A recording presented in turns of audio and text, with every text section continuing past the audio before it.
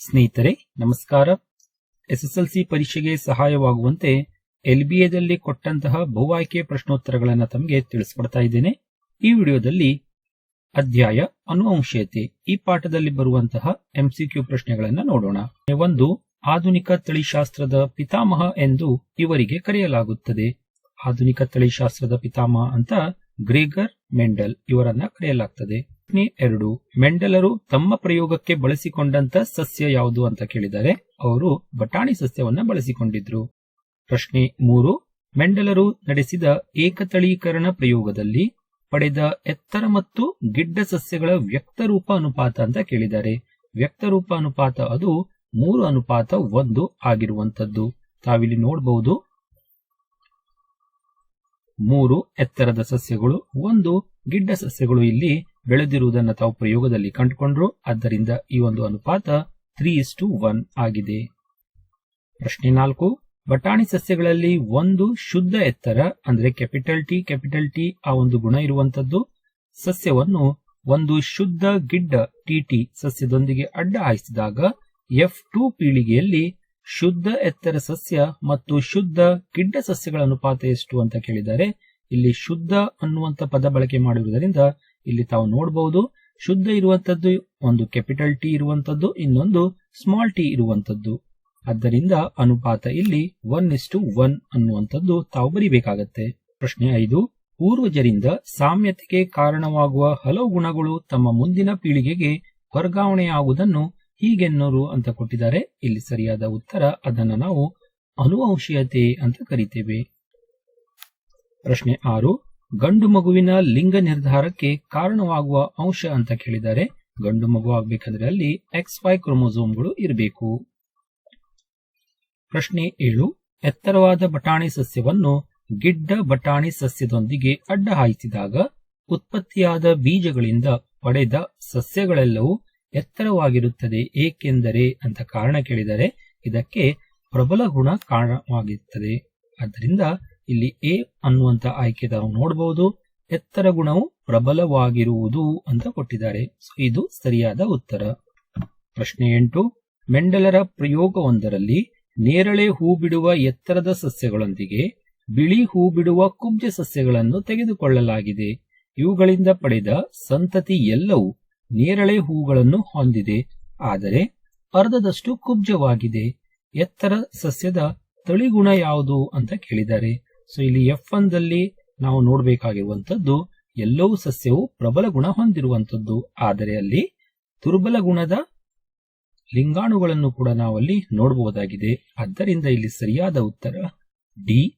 T ಮತ್ತೆ T ಇದೆ, ಆದರೆ ಒಂದು ಕ್ಯಾಪಿಟಲ್ ಒಂದು ಸ್ಮಾಲ್ ಇರುವಂತದ್ದು. ಅದೇ ರೀತಿ ಡಬ್ಲ್ಯೂ ಮತ್ತೆ ಡಬ್ಲ್ಯೂ ಇದೆ, ಒಂದು ಕ್ಯಾಪಿಟಲ್ ಒಂದು ಸ್ಮಾಲ್ ಇರುವಂತದ್ದು. ಸೊ ಎರಡೂ ಆ ಒಂದು ಸಸ್ಯಗಳಿಂದ ಬಂದಂತ ಗುಣಗಳನ್ನ ತಾವು ಈ ಡಿ ಆನ್ಸರ್ದಲ್ಲಿ ನೋಡಬಹುದು. ಪ್ರಶ್ನೆ 9, ಹಲವು ಪೀಳಿಗೆಗಳ ಸಂತತಿಗಳಲ್ಲಿ ಒಂದು ಗುಣವು ಕಂಡು ಬಂದಿದೆ ಎಂದರೆ ಆ ಗುಣ ಪ್ರಬಲ ಗುಣ ಆಗಿರ್ತದೆ. ಪ್ರಶ್ನೆ 10, ಜೀವಕೋಶದಲ್ಲಿ ಪ್ರೋಟೀನ್ಗಳ ತಯಾರಿಕೆಗೆ ಮಾಹಿತಿಯ ಮೂಲವು DNA ಆಗಿರ್ತದೆ. ಪ್ರಶ್ನೆ 11, ಮೆಂಡಲ್ ತನ್ನ ಪ್ರಯೋಗಗಳಲ್ಲಿ 2ನೇ ಪೀಳಿಗೆಯ ತಳಿಗಳನ್ನು ಪಡೆಯಲು ಈ ಕೆಳಗಿನ ಸಂತಾನೋತ್ಪತ್ತಿ ವಿಧವನ್ನು ಬಳಸಿದ್ದರು. ಅಲ್ಲಿ ಸ್ವಕೀಯ ಪರಾಗಸ್ಪರ್ಶವನ್ನು ಅವರು ಮಾಡ್ತಾರೆ. ಪ್ರಶ್ನೆ 12, ಪರಕೀಯ ಪರಾಗಸ್ಪರ್ಶ ವಿಧದ ಕ್ರಿಯೆಯು ಕೆಳಗಿನ ಯಾವ ಪೀಳಿಗೆಯಲ್ಲಿ ಮೆಂಡಲ್ರು ಬಳಸಿದರು ಅಂತ ಕೇಳಿದ್ದಾರೆ. ಸೊ ಪರಕೀಯ ಪರಾಗಸ್ಪರ್ಶವನ್ನ ಅಲ್ಲಿ F1 ದಲ್ಲಿ ಬಳಸಿರ್ತಾರೆ. ಪ್ರಶ್ನೆ 13, ದುಂಡಗಿನ ಹಳದಿ ಬೀಜಗಳನ್ನು ಉತ್ಪಾದಿಸುವ ಶುದ್ಧ ಪ್ರಬಲ ಬಟಾಣಿ ಸಸ್ಯವನ್ನು ಸುಕ್ಕುಗಟ್ಟಿದ ಹಸಿರು ಬೀಜಗಳನ್ನು ಉತ್ಪಾದಿಸುವ ಶುದ್ಧ ದುರ್ಬಲ ಬಟಾಣಿ ಸಸ್ಯದೊಂದಿಗೆ ಸಂಕರಿಸಲಾಗಿದೆ. ಮೆಂಡಲ್ ರವರ ಪ್ರಯೋಗದ F1 ಪೀಳಿಗೆಯಲ್ಲಿ ದುಂಡಗಿನ ಹಸಿರು ಬೀಜಗಳನ್ನು ಹೊಂದಿರುವ ಸಂಖ್ಯೆಗಳ ಆ ಸಸ್ಯಗಳ ಸಂಖ್ಯೆಯನ್ನ ಅಲ್ಲಿ ಕೇಳಿದ್ದಾರೆ. ಸೊ ಇಲ್ಲಿ ಉತ್ತರ ಏನಾಗತ್ತೆ ನೋಡ್ರಿ, ಅವ್ರು ಕೇಳಿದ್ದು ದುಂಡಗಿನ ಹಸಿರು ಬೀಜ ಅಂತ. ಗೊತ್ತಿರುವ ಹಾಗೆ F1 ದಲ್ಲಿ ಪ್ರಬಲ ಗುಣ ಬಂದಿರ್ತದೆ. ಇಲ್ಲಿ ಪ್ರಬಲ ಗುಣ ಏನಿದೆ ಅಂದ್ರೆ ದುಂಡಗಿನ ಹಳದಿ ಬೀಜ, ಆದ್ರೆ ಅವ್ರು ಕೇಳಿದ್ದು ದುಂಡಗಿನ ಹಸಿರು ಬೀಜ. ಆದ್ದರಿಂದ ಇಲ್ಲಿ ಉತ್ತರ 0. ಯಾವುದೇ ರೀತಿ ದುಂಡಗಿನ ಹಸಿರು ಬೀಜಗಳು ಕಂಡು ಬರುವುದಿಲ್ಲ. 14, ದುಂಡಾದ ಹಸಿರು ಬಟಾಣಿ ಬೀಜದ ಸಸ್ಯವನ್ನು ಸುಕ್ಕಾದ ಹಳದಿ ಬಟಾಣಿ ಬೀಜದ ಸಸ್ಯದ ಜೊತೆಗೆ ಸಂಕರಣಗೊಳಿಸಿದಾಗ F1 ಪೀಳಿಗೆಯಲ್ಲಿ ಉತ್ಪತ್ತಿಯಾಗುವ ಬೀಜಗಳು ಯಾವುದು ಅಂತ ಕೇಳಿದ್ದಾರೆ. ತಾವಿಲ್ಲಿ ನೋಡಬಹುದು, ದುಂಡಾದ ಹಸಿರು ಬಟಾಣಿ ಅಂದ್ರೆ ಕ್ಯಾಪಿಟಲ್ ಆರ್ ಮತ್ತೆ ಸ್ಮಾಲ್ ವೈ ಇದೆ.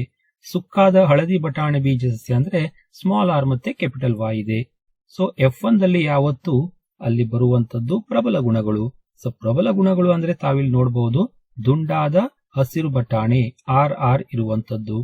ಅದೇ ರೀತಿ ಇನ್ನೊಂದು ಪ್ರಬಲ ಗುಣ ಅಂದ್ರೆ ಅಲ್ಲಿ ಹಳದಿ, ಯಾಕಂದ್ರೆ ಇಲ್ಲಿ ಕ್ಯಾಪಿಟಲ್ ವೈ ಅನ್ನ ಕೊಟ್ಟಿದ್ದಾರೆ. ಅದರಿಂದ ದುಂಡಾದ ಹಳದಿ ಬಣ್ಣದ ಬೀಜ ಇರುವಂತ ಆ ಒಂದು ಸಸ್ಯವನ್ನ ನಾವಲ್ಲಿ ನೋಡಬಹುದು. ಸೊ ಸರಿಯಾದ ಉತ್ತರ ದುಂಡಾದ ಮತ್ತು ಹಳದಿ ಬೀಜಗಳು.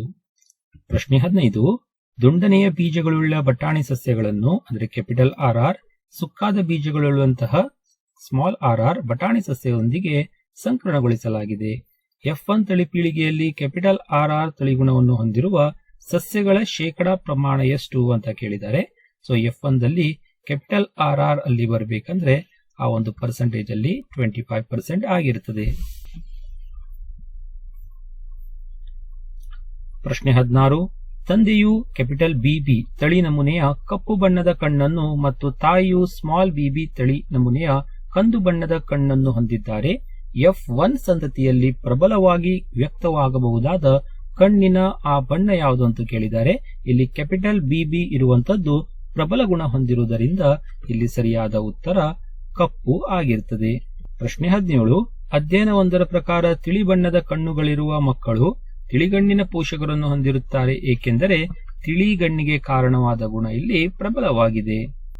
ಪ್ರಶ್ನೆ 18, ಲೈಂಗಿಕ ಸಂತಾನೋತ್ಪತ್ತಿ ನಡೆಸುವ ಜೀವಿಗಳಿಗೆ ತಾವಿರುವ ಪರಿಸರದಲ್ಲಿ ಉಳಿದುಕೊಳ್ಳುವ ಸಾಧ್ಯತೆಗಳು ಹೆಚ್ಚು, ಏಕೆಂದರೆ ಲೈಂಗಿಕ ರೀತಿ ಸಂತಾನೋತ್ಪತ್ತಿಯ ಈ ಜೀವಿಗಳು ಮುಂದಿನ ಪೀಳಿಗೆಯಲ್ಲಿ ಗರಿಷ್ಠ ಭಿನ್ನತೆಗಳನ್ನು ಹೊಂದಿರುತ್ತದೆ. ಲೈಂಗಿಕ ಸಂತಾನೋತ್ಪತ್ತಿಯಲ್ಲಿ ಹೆಚ್ಚು ಭಿನ್ನತೆಗಳು ಕಂಡುಬರುತ್ತದೆ ಎನ್ನುವುದು ಇದರ ಅರ್ಥವಾಗಿದೆ. ಸೊ ಸ್ನೇಹಿತರೆ, ಇದಿಷ್ಟು ಅನುವಂಶತೆ ಪಾಠಕ್ಕೆ ಸಂಬಂಧಪಟ್ಟಂತಹ MCQ ಪ್ರಶ್ನೆಗಳು. ಉಳಿದ ಪಾಠದ ಎಲ್ಲ ಪ್ರಶ್ನೋತ್ತರಗಳನ್ನ ನೋಡಬೇಕಂದ್ರೆ ಡಿಸ್ಕ್ರಿಪ್ಷನ್ ಬಾಕ್ಸ್ ಅಲ್ಲಿ ಆ ಲಿಂಕ್ಗಳು ಇದೆ, ಅಲ್ಲಿಂದ ತಾವು ಆ ವಿಡಿಯೋ ನೋಡಬಹುದು ಅಥವಾ ಚಾನೆಲ್ ಸಬ್ಸ್ಕ್ರೈಬ್ ಮಾಡ್ರಿ. ವಿಡಿಯೋ ಲಿಸ್ಟ್ ಅಥವಾ ಪ್ಲೇ ಲಿಸ್ಟ್ ಇಂದ ಆ ಒಂದು ವಿಡಿಯೋಗಳನ್ನ ನೋಡಿ ಪಾಠದ MCQ ಪ್ರಶ್ನೋತ್ತರಗಳನ್ನ ಕಲಿಬಹುದು. ಧನ್ಯವಾದ.